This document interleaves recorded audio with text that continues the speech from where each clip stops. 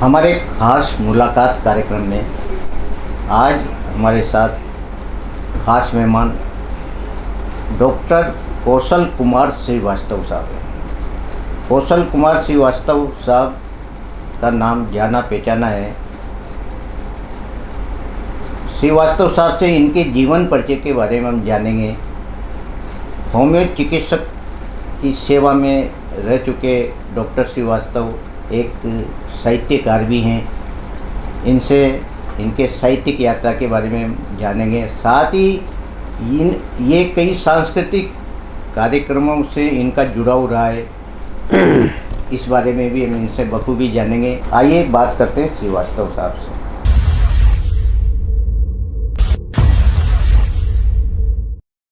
Doctor Kaushal Kumar ji, आपका हमारे studio में बहुत बहुत स्वागत है। मैं आपका भी आभार प्रकट करता हूँ। सौभाग्य मेरा कि मैं आपके बीच में उपस्थित हुआ और ये इच्छा मेरी पूर्ण हो रही हैं। हाँ, डॉक्टर श्रीवास्तव साहब, सबसे पहले हमारे दर्शकों को आपके जीवन परिचय के बारे में बताएं।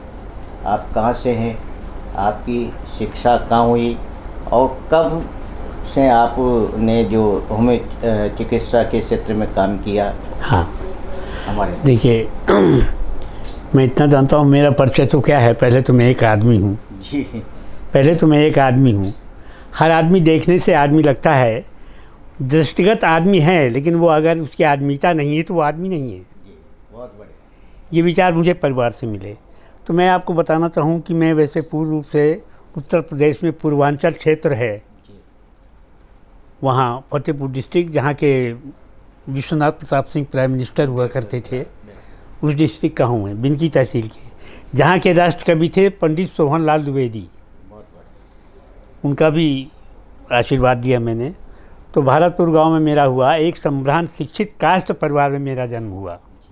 मेरे बाबा पटवारी थे उस ज़माने में। मेरे पापा स्वयं एक प्रसिद्ध और बड़े आदर्श होम्योपैथिक चिकित्सक थे। उन्होंने, मेरी भी इच्छा थी, उनकी इच्छा थी कि मैं चिकित्सक बनूं, लेकिन इस लोभ से मुझे नहीं उन्होंने प्रेरणा दी कि आज अगर सबसे ज़्यादा भ्रष्टाचार है तो शिक्षा और चिकित्सा में है, उस ज़माने से। तो सेवा की दृष्टि से ही मेरी भी इच्छा हुई कि मैं चिकित्सक बनूं। तो मेरे पापा का नाम डॉक्टर नौरतन लाल श्रीवास्तव था। हम 3 भाई थे।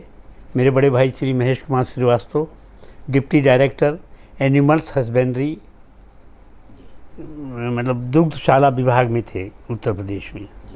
मेरी शिक्षा दीक्षा उन्हीं के साथ, जहाँ जहाँ स्थानांतरण होता रहा उनके साथ शिक्षा ग्रहण करता रहा।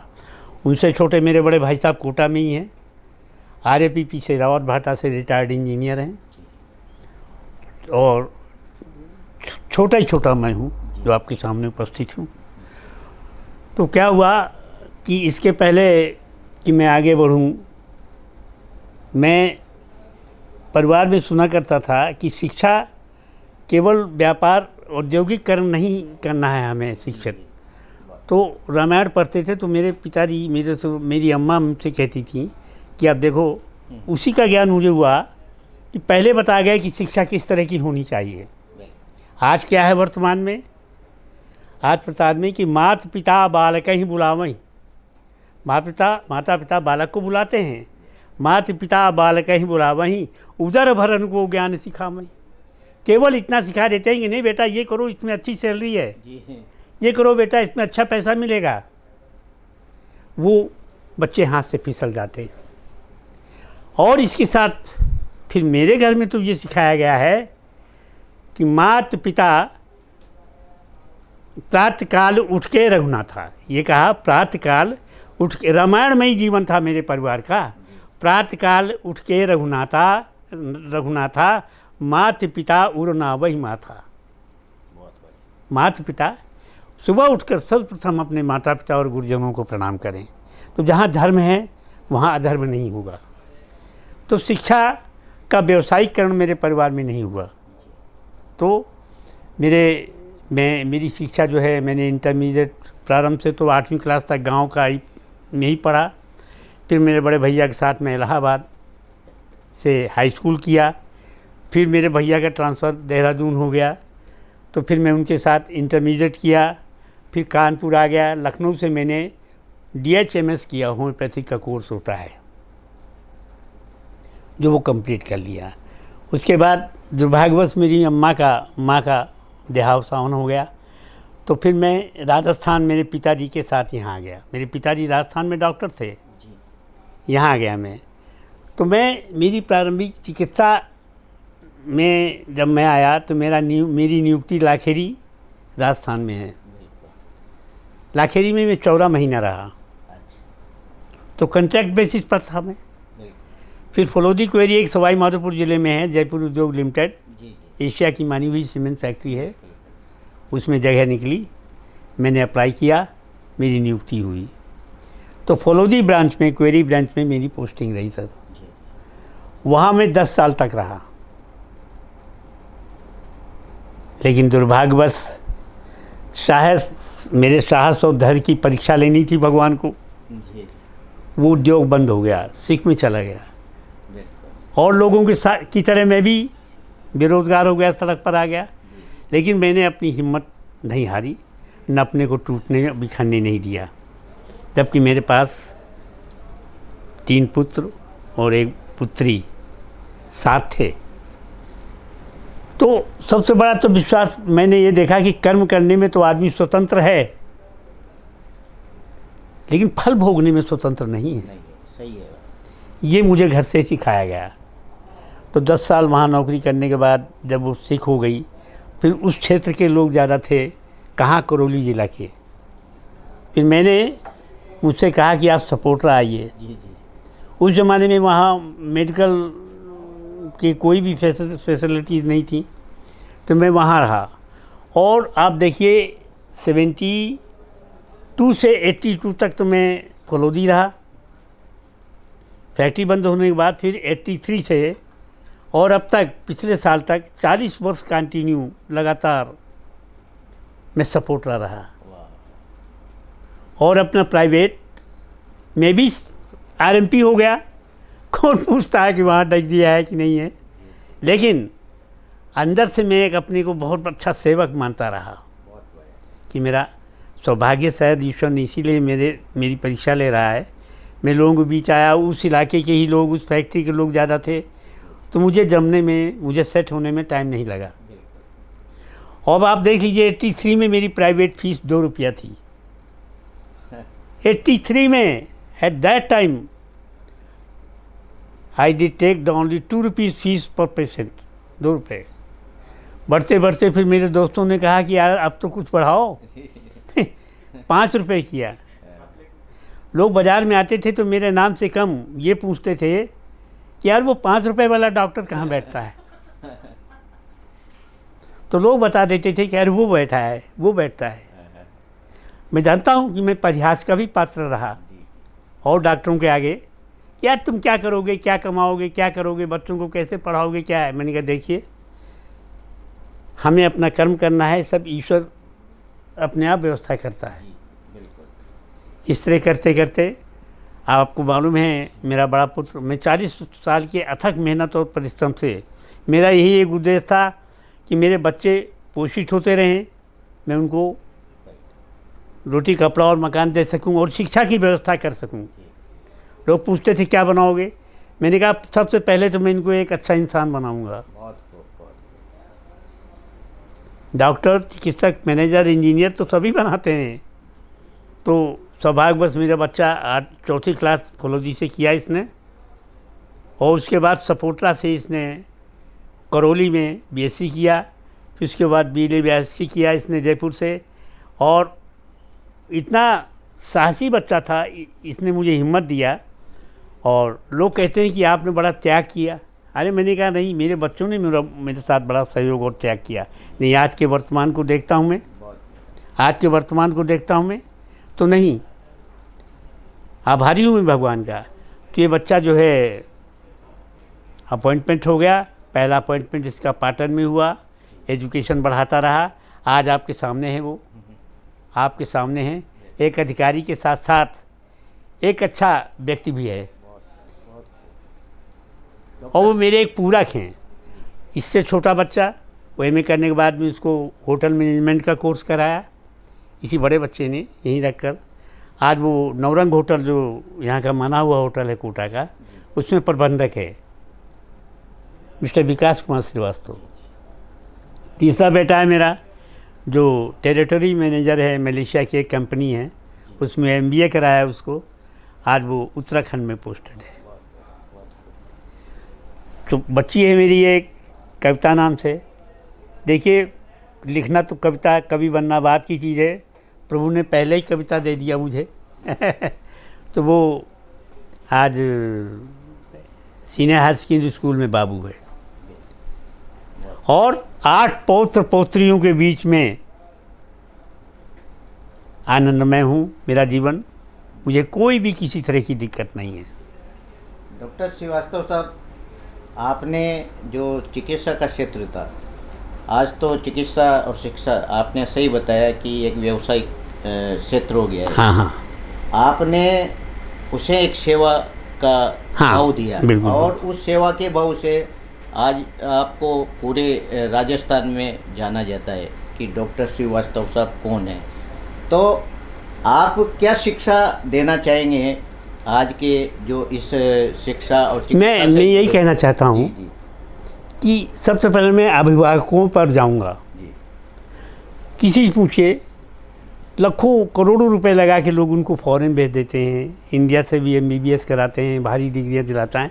मेरा तो अनुरोध है, यही है आज के जो भावी चिकित्सक हैं, हो रहे हैं जो हैं, कि अर्थ की तरफ नहीं दौड़ें, जीवन के अर्थ को पकड़ें। ईश्वर के बाद डॉक्टर को लोग भगवान कहते हैं। अगर भगवान की परिभाषा दी जाती है तो हमें अपने आप को निहारना पड़ेगा। मेरा यही कहना है कि समाज सेवा में अपने दीनहीन गरीब जन जो हैं, कितना विश्वास लेके आपके पास आते हैं, तो मेरा उनसे यही अनुरोध है और सुझाव है कि सेवा भाव से इस चिकित्सा कार्य को करें। ईश्वर अवश्य उनकी मदद करेगा। धन एक केवल जीवन की व्यवस्था है। Money is the management of the life. सच है। डॉक्टर श्रीवास्तव साहब, आप कई जगह रहे, जैसे फलोदी रहे, आप बता रहे लाखेरी रहे, लेकिन आप में एक कला भी छिपी हुई है। क्या मैं कला क्या थी? और आप संगीत के भी देखिए, ये परिवार से मुझे मिला जी। शिक्षा के साथ साथ मेरे घर में हारमोनियम तबला शुरू से था। तो मेरे बाबा तबला बजाते थे और मेरे बड़े भाई साहब हारमोनियम, चाचा वगैरह, और 5 भजन तो डेली होते थे और आरती होती थी मेरे घर में। तो ये चीज़ तो और मेरे को घर से ही मिली। संगीत, जहाँ संगीत है वहाँ अपराध नहीं है। बहुत अच्छी बात है। जहाँ संगीत है वहाँ अपराध नहीं है, और संगीत भी एक साधना है, ईश्वरीय आराधना है ये। तो मुझे भगवान मेरे पे कृपा करते रहे। फिर हमारे शिक्षा काल में उस ज़माने में अंताक्षरी हुआ करती थी, आज तो नहीं होती। तो उन दिनों में कविता, लेखन प्रतियोगिताएं, गायन सब हुआ करता था। तो वो प्रेरणा मुझे मेरे परिवार से ही मिली। डॉक्टर श्रीवास्तव साहब, आप जब सेवा में थे तो भजन कीर्तन ऐसा कुछ? हाँ, मैं बिल्कुल, मैं हमारी जो सीमेंट फैक्ट्री थी उसका जनरल सेक्रेटरी रहा, क्लब का जनरल। और मेरा सौभाग्य रहा कि जो रामायण के सबसे बड़े गायक थे, म्यूजिशियन थे, म्यूज़िक डायरेक्टर थे, रवीन जैन साहब, उनको हमारे मैनेजमेंट ने बुलाया 79 में बुलाया। तो आज भी मुझे याद है, मैंने उनके साथ तबला प्ले किया। इतना बड़ा नहीं हूँ मैं, अहंकार से कह रहा हूँ कि इतने बड़े डायरेक्टर के साथ मैंने तबला प्ले किया। मेरा सौभाग्य था कि उन्हें मुझे मौका दिया। और संगीत का मुझे बहुत शौक़ था। बच्चे जब स्कूल में पढ़ते थे, मुझे लेखन की बात तो ये है कि मैं इनको अपनी धुन पर इनके लिए कविताएं लिखता था, गाना लिखता था। और ये खुद डॉक्टर डी.के. श्रीवास्तव, ये खुद हमारी बनाई हुई रचनाओं को गाते थे और पुरस्कार लाते थे। शुरू से मुझे शौक़ रहा। और सौभाग्य हुआ, लोग कहते हैं ना कि बेटा दायां हाथ है। दीपक, आज मेरे से इन बच्चों का परिचय हुआ करता था। आज कितना, how much lucky I myself, the public introduce me that he is the daddy of doctor DK. Srivastava. ये डॉक्टर डी.के. श्रीवास्तव के डैडी हैं, ये मिस्टर विकास कुमार श्रीवास्तव के डैडी हैं, ये मिस्टर उत्तम कुमार श्रीवास्तव के डैडी हैं। ये कम मिलता है, ये सौभाग्य ही तो है मेरा।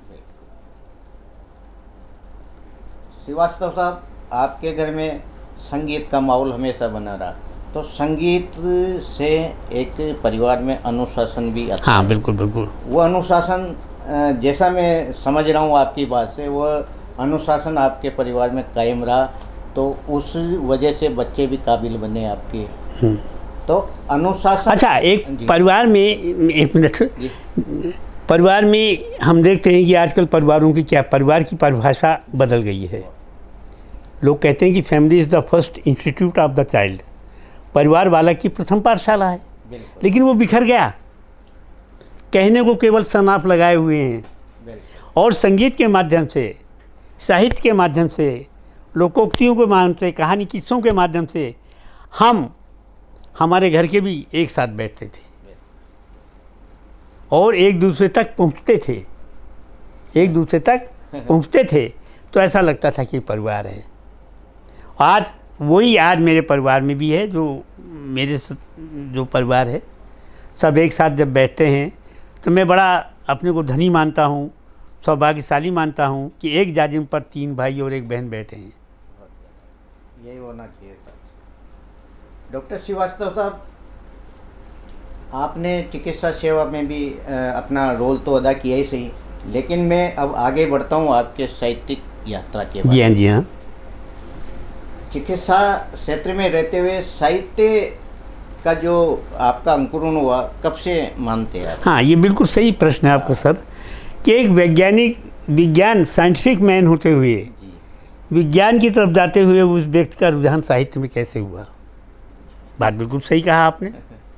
लेकिन मैंने आपको पूर्व में बताया कि मेरा खुद का जो है लगाव शुरू से विद्यार्थी काल से, बचपन से ही साहित्य में था, संगीत में था, तो वो मैं नहीं छोड़ सका, और इसीलिए मुझे इंसान बना रहने दिया। इस संगीत ने मुझे एक इंसान की परिभाषा दिलाता रहा, और उससे मेरी आराधना भी भगवान की होती रही, और आज मेरे बच्चे भी संगीत में प्रवीण हैं। आज भी हम घरों में जब कभी इकट्ठा होते हैं तो एक साथ सब गाते हैं, बजाते हैं, झूमते हैं, और कोई द्वेष भाव नहीं रहता है। डॉक्टर श्रीवास्तव साहब, आपने जो साहित्य सृजन किया, यानी लेखन आपने किया, तो किन किन विधाओं में आपने लिखा? पहली बात तो ये है सर,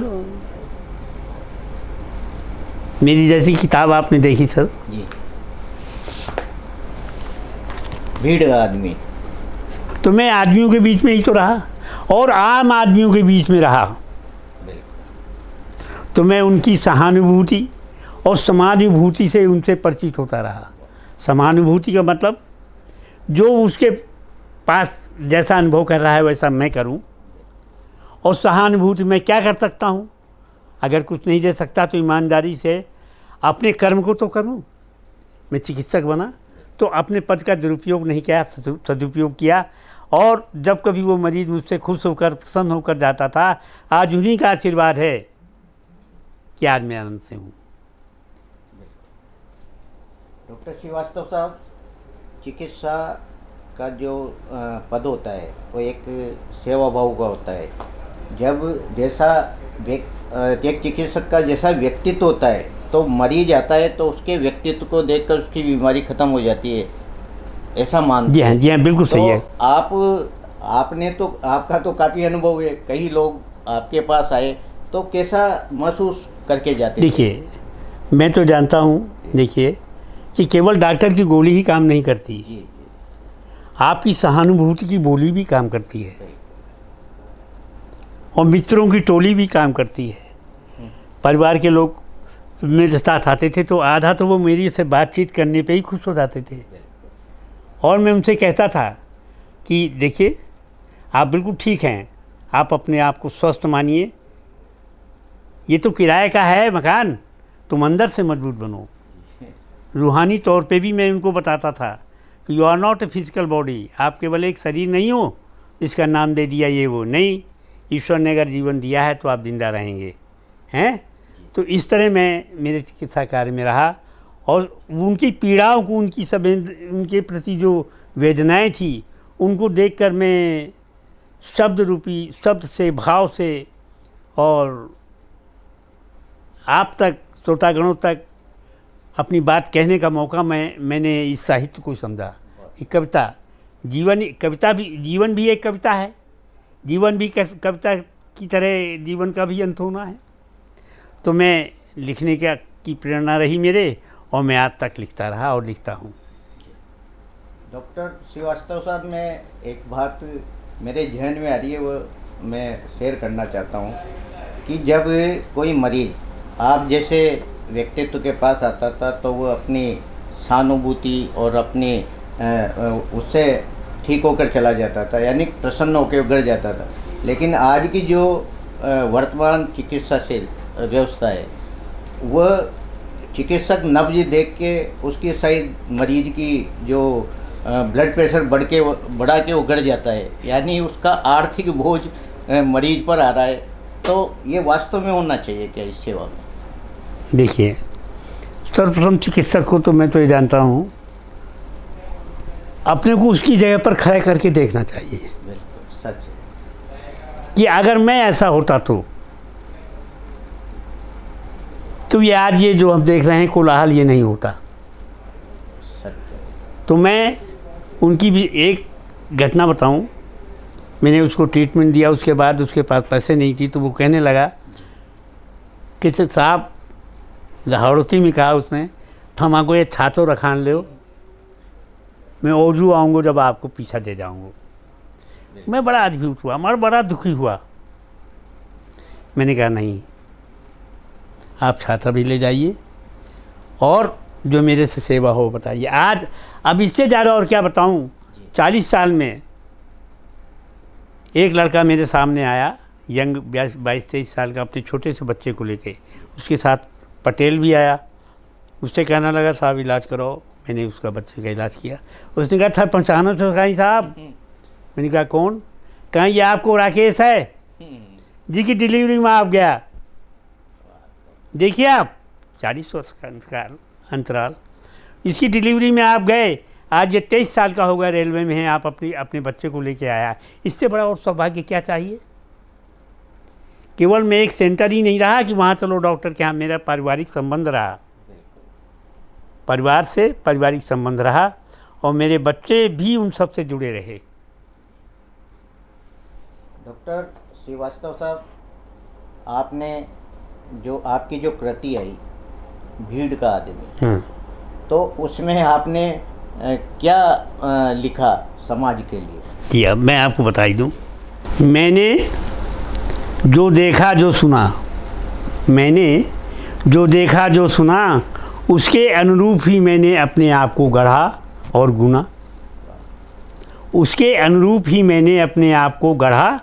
और गुना। गुरुजनों एवं माता पिता के आशीर्वाद से मैं चिकित्सक बना।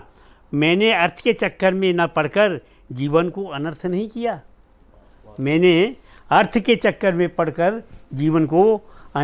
किया। अपितु सर्वे भवन्तु सुखिनः का रास्ता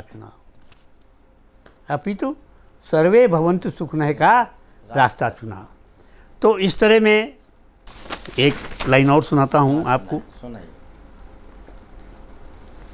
दिया जो था हमने ज़िंदगी को, वो आज अपने ही हाथ में है। मैंने गरीबी को प्रसारना नहीं समझा। फैक्ट्री का बंद हो जाना, आज किसी की 2 महीने की तनख्वाह रुक जाती है तो चिल्लाने लगता है। बिल्कुल।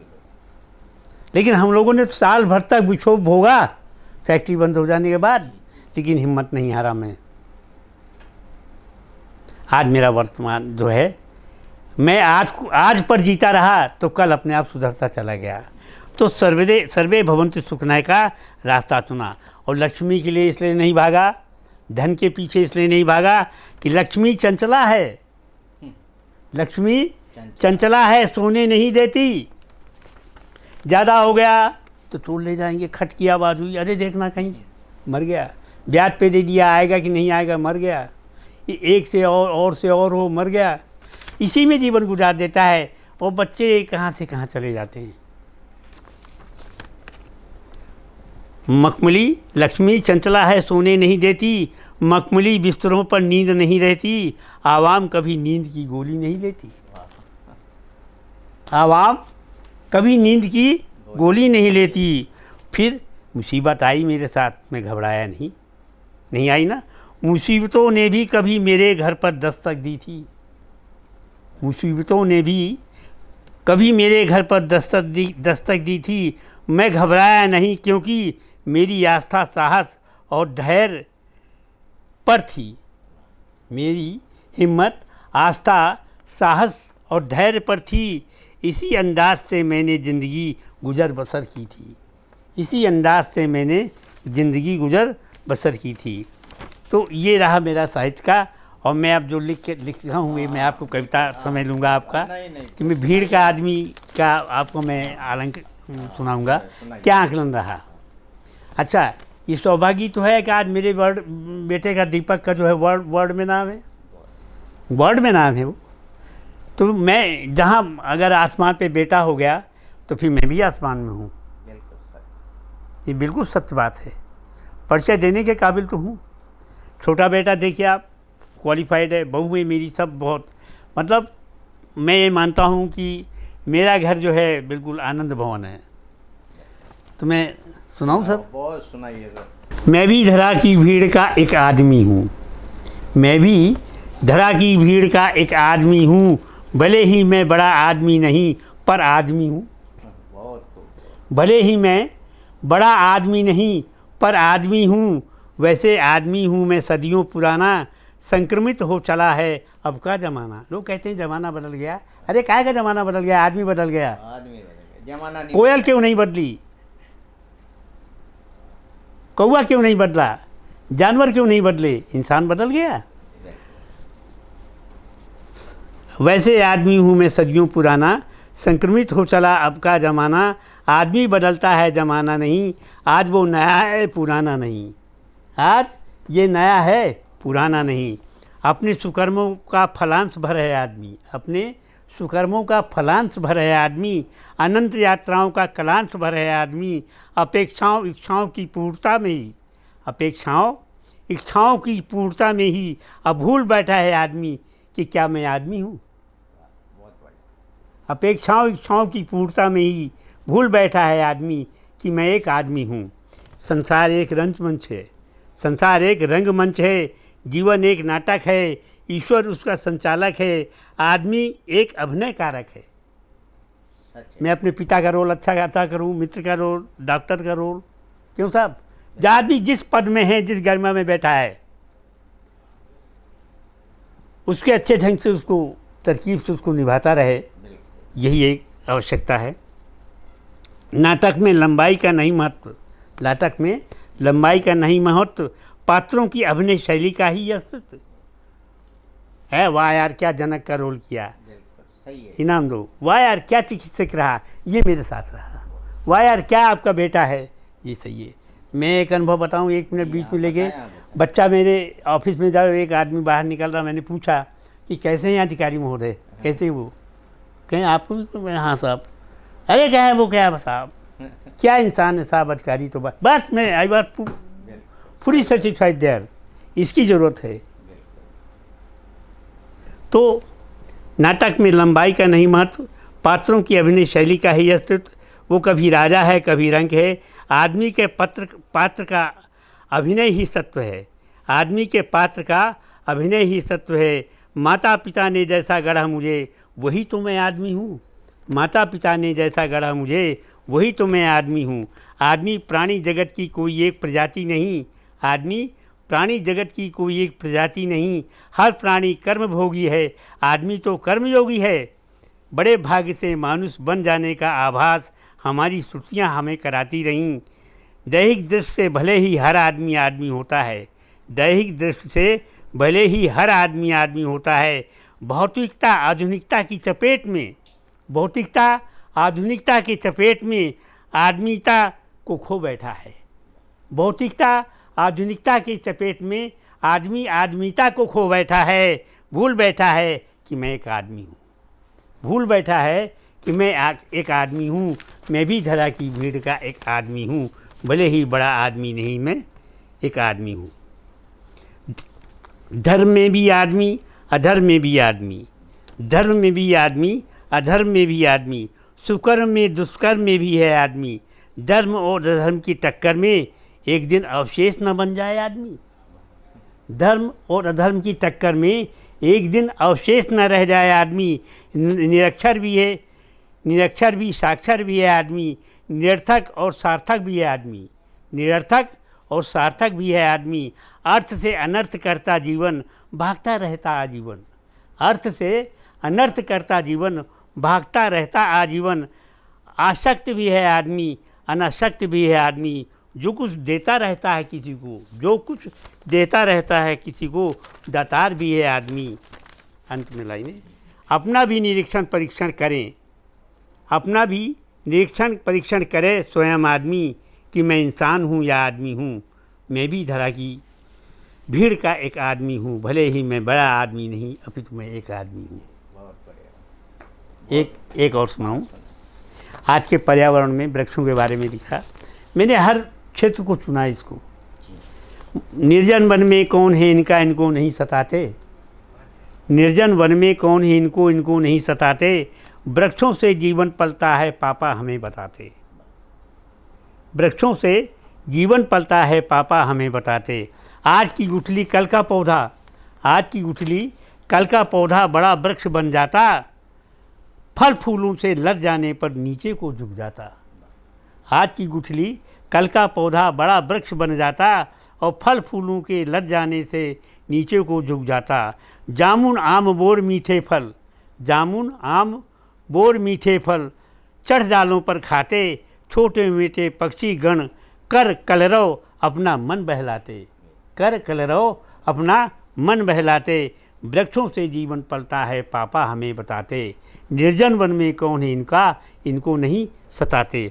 शुद्ध वायु फल फूल औषधि के भी ये हैं दाता, शुद्ध वायु फल फूल औषधि के भी हैं ये दाता, खाट खिलौने और पालने के भी ये निर्माता, खाट खिलौने और पालने के भी ये निर्माता।